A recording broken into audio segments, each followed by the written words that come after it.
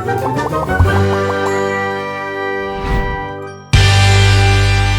Stories की दुनिया। जादुई लीमू।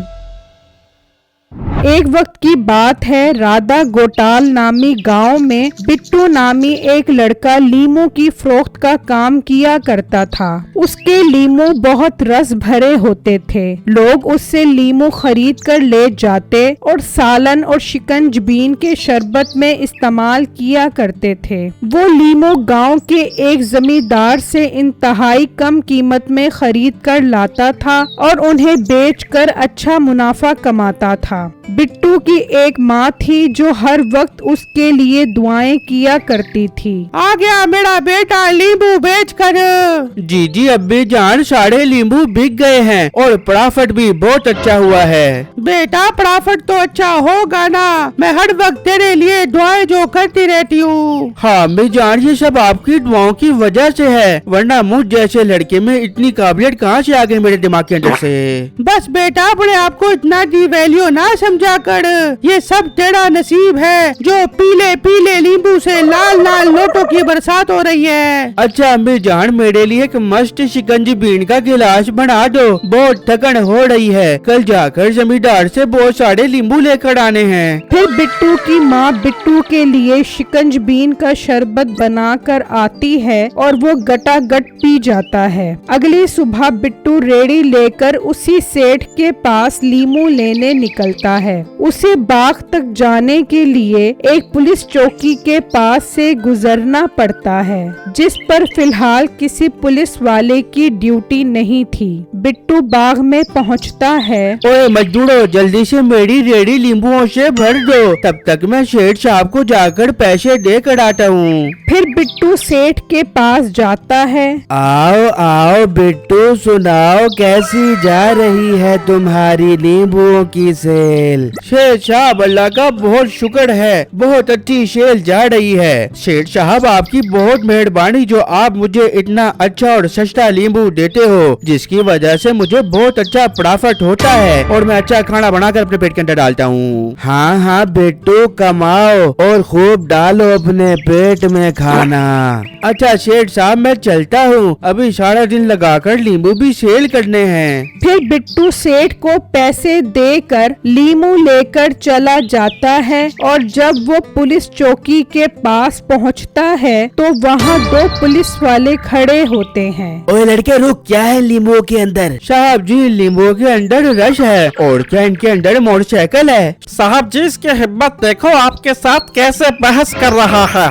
ओए मोटे, तुझे पता है मैं कौन हूँ? मेरा नाम मीठा उर्फ मिट्ठू है। वैसे मैं अंडरटेकर के नाम से जाना जाता हूँ। मेरा नाम सुनते ही लोगों की सूसू और पोटी के लच्छे कच्चे में ही निकल जाते हैं। साहब जी मुझे माफ करना, मैंने पहले कभी आपको नहीं देखा था, इसलिए मुझसे गलती हो गई। अच्छा ज्यादा रोनी शक्ल मत बना। ये बता कितना कमा लेता है तू दिन में? साहब जी बहुत अच्छा प्रॉफिट होता है मुझे, नींबुओं के जूस ने तो मेरे दिन बदल दिए हैं। हाँ वो तो तेरे पेट को देखकर अंदाजा हो रहा है, काफी अच्छा कमा रहा है तू। ओए मुंशी, रेडी जब्त कर इसकी, बहुत कमा लिया इसने। साहब जी ऐसा मत करें, यही रेडी तो मेरे जीने का कुल शर्माया है साहब जी। मीठा उसकी एक नहीं सुनता और उसकी रेडी जब्त कर लेता है। बिट्टू बहुत उदास होता है और वहाँ से चला जाता है तो मीठा कहता है, ओए मुंशी चल जाके ये लीमू बेच कर आ। साहब जी क्या बात कर रहे हो? अगर बड़े साहब को पता चल गया तो वो हमें नौकरी से निकाल देंगे।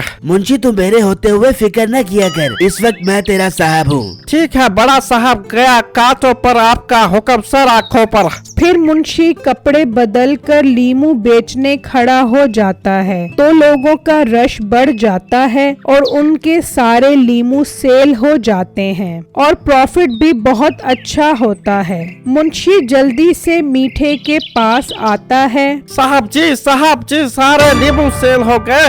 क्या बात कर रहा है तू मुंशी? साहब जी सच में सारे नींबू सेल हो गए। ये देखो कितना अच्छा प्रॉफिट हुआ है। मुंशी लानत बेर पुलिस की नौकरी पर। आज से हम नींबू की फरोख्त का वसी पैमाने पर कारोबार करेंगे और नींबू के कारोबार को चोटियों तक पहुंचाएंगे। पर साहब जी इसके लिए तो हमें बहुत सारे नींबू चाहिए होंगे। मुंशी जहाँ से वो मोटा नींबू खरीदता है हम वो बाग ही ठेके पर खरीद लेते हैं ताकि हम नींबू की फसल के मालिक बन जाएं और खूब नींबू लगाएं और खूब बेचें। वाह साहब जी क्या कमाल का आइडिया है। वहाँ बिट्टू अपनी माँ को सारी बातें बताता है तो उसकी माँ कहती है, बेटा तुझे किसने कहा था उस रास्ते से जा।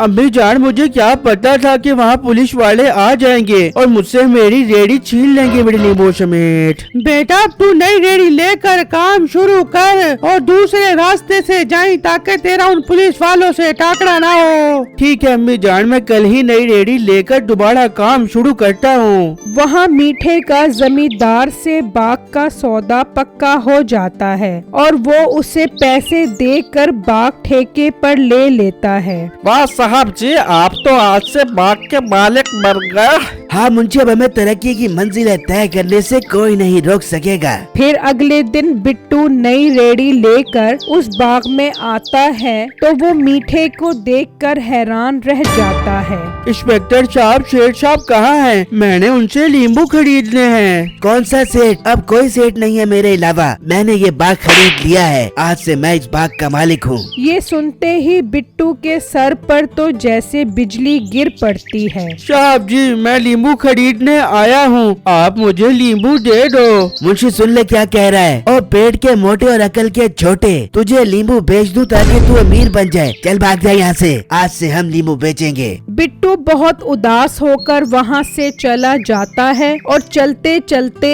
एक जंगल में पहुँच जाता है तो उसे सामने एक लीमू का दरख्त नजर आता है। बिट्टू जैसे ही उस दरख्त के करीब आता है तो वो दरख्त जमीन के अंदर चला जाता है। बिट्टू ये माजरा देखकर हैरान रह जाता है। यार ये तो कोई जादुई दरख्त लग रहा है और काफी शर्मीला भी लग रहा है जो मुझे देखकर जमीन के अंदर चला गया अपनी शाखों समेत। वो अभी ये कह ही रहा होता है कि एक चुड़ैल वहाँ आ जाती है। ओ मोटे इंसान तू मेरे नींबू के दरख्त के पास क्या करने आया? तुझे अकल है कि नहीं? चुड़ैल बाजी में बहुत उदासी में यहाँ से गुजर रहा था। मुझे नहीं पता था कि ये दरख्त आपका है, वरना मैं कभी यहाँ से नहीं गुजरता अपनी रेडी समेत। ठीक है चल अपनी रेडी लेकर चला जा और मुझे कभी अपनी शक्ल ना दिखाई। अब जी जी चुड़ैल बाजी मैं जा रहा हूँ और वैसे भी हम गरीब लोगों की किस्मत में तो धुटकारना ही लिखा हुआ है। इंसान तू तो बहुत दुखी लग रहा है, बता मुझे क्या मसला है तेरे साथ? फिर बिट्टू चुड़ैल को सारी बातें बताता है। चुड़ैल बिट्टू की बात सुनकर बहुत उदास हो जाती है और एक मंत्र पढ़ती है। मोटा लेकर आया रेडी तो जमीन में चले गए नींबू, मोटा चला गया तुम्हारा जो नींबू। ये मंत्र पढ़ते ही नींबू का दरख्त बाहर आ जाता है। वो चुड़ैल उसमें से एक नींबू तोड़कर बिट्टू की रेडी पर फेंकती है तो उसकी रेडी नींबू से भर जाती है। अरे वाह चुड़ैल बाजी ये तो बहुत बड़ा चमत्कार हो गया है। हाँ लड़के आज से तुझे किसी से भी नींबू खरीदने की जरूरत नहीं पड़ेगी। तू जितना मर्जी नींबू बेच, अगले दिन तेरी रेडी पे दोबारा नींबू से भर जाएगी।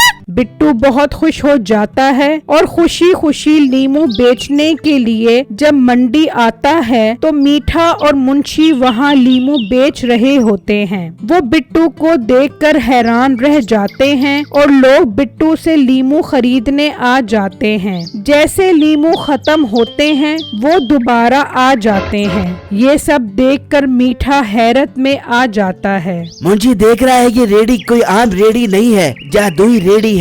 आज रात को हम ये रेडी चोरी कर लेंगे। फिर जब रात होती है तो मीठा मुंशी के साथ बिट्टू के घर आकर वो रेडी ले जाता है। साहब जी इस पर नींबू डालो ताकि बहुत सारे नींबू आ जाए। मुंशी तू कभी अकल इस्तेमाल न करी। इस रेडी पर नींबू नहीं बल्कि अपना सारा पैसा और सोना डालेंगे और उसे कई गुना कर लेंगे। वाह वाह साहब जी क्या कमाल का आइडिया आया है आपके जहन में। हम तो अमीर हो गए, लुट्टी चबालो हम तो अमीर हो गए।